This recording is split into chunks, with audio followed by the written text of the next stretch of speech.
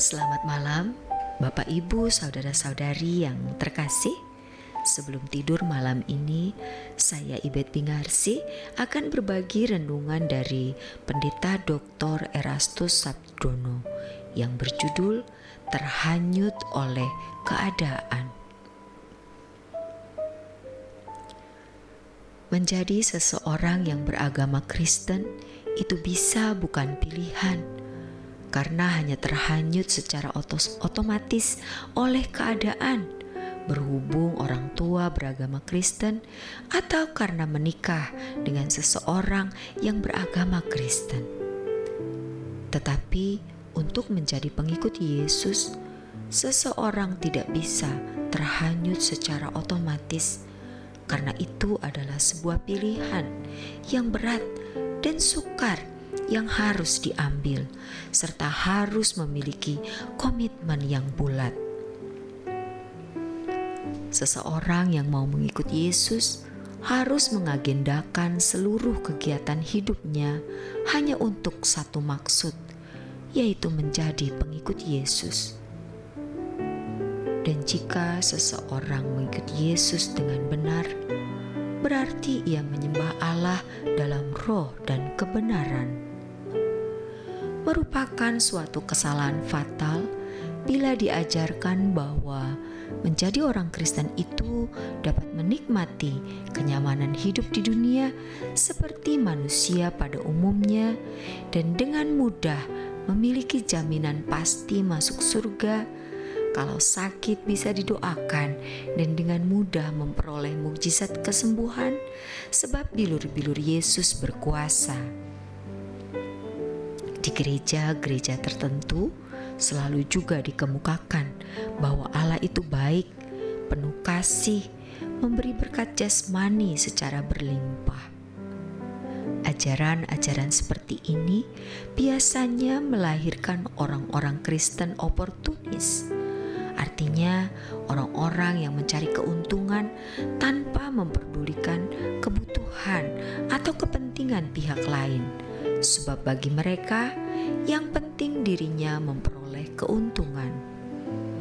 Tentu mereka menjadi orang-orang Kristen yang tidak mengerti bagaimana mengabdi dengan benar kepada Tuhan.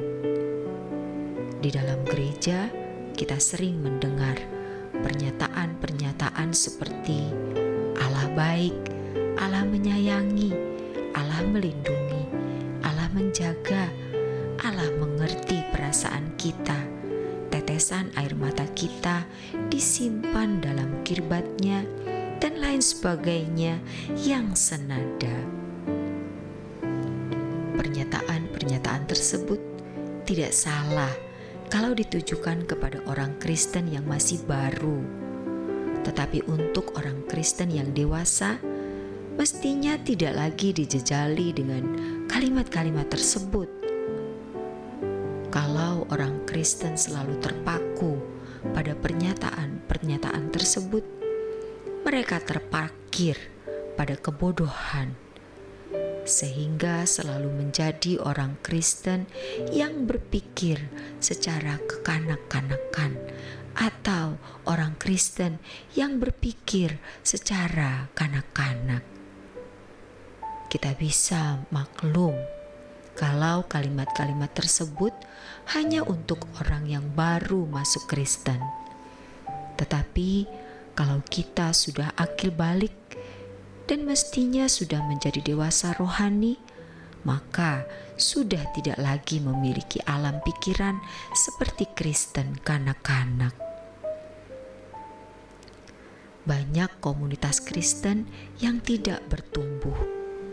Mereka tetap pergi ke gereja, tetap berliturgi, tetapi pemahamannya tentang Allah dangkal. Mereka hanya berbicara mengenai Allah yang baik, yang melindungi, yang mengampuni dosa, Allah yang nanti menyediakan surga, memberi kekuatan, menyembuhkan yang sakit, mencukupi semua kebutuhan, dan lain sebagainya.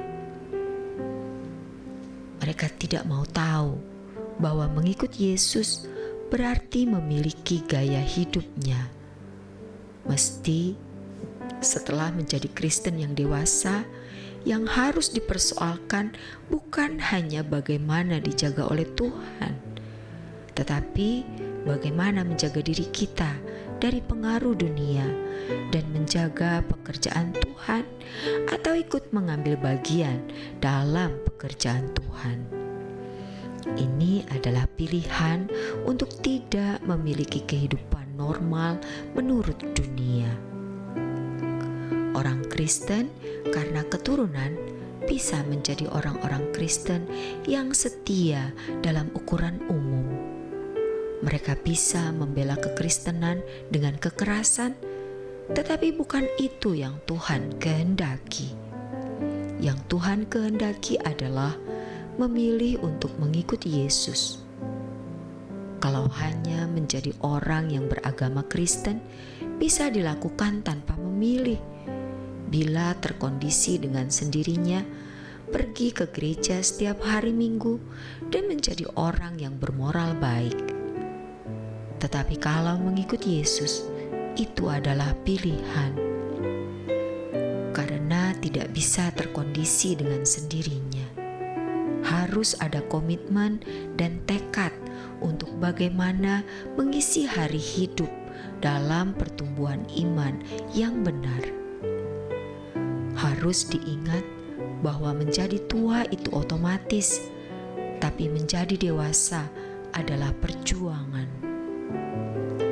Memang, melalui pengalaman hidup, seseorang bisa menjadi dewasa secara mental, tetapi untuk menjadi dewasa rohani, di mana makin hari makin serupa dengan Yesus, adalah perjuangan.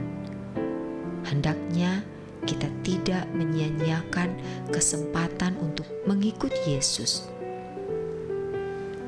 Kita harus memeriksa diri kita. Mengikut Yesus itu pilihan, dan kalau kita berkata, "Aku ikut Engkau, Yesus," berarti kita harus menjadi serupa dengan Dia. Sebab dengan cara itulah kita menghormati Allah Bapa, yaitu jika kita melakukan kehendak-Nya. Bukan hanya bermoral baik, melainkan mengerti apa yang Bapa ingini. Setiap kita harus memiliki pertumbuhan dalam kecerdasan rohani, kepekaan untuk mengerti kehendak Allah, apa yang baik, berkenan, dan sempurna. Jangan sampai pada usia tertentu kita sudah tidak bisa diubah lagi. Kita harus menyadari bahwa iblis itu bermanuver luar biasa. Iblis itu sukses ketika seorang Kristen tidak memiliki pikiran dan perasaan Kristus, sehingga tidak pernah melepaskan segala sesuatu dan menganggapnya sampah. Ketika kita memiliki kesenangan-kesenangan yang membuat kita kurang menghormati Tuhan, kita menjadi tidak berguna bagi orang lain. Kita hidup hanya untuk diri sendiri. Oleh sebab itu, cara kita memancung diri kita yaitu dengan mematikan keinginan-keinginan daging dan segala hasrat yang tidak sesuai dengan kehendak Allah.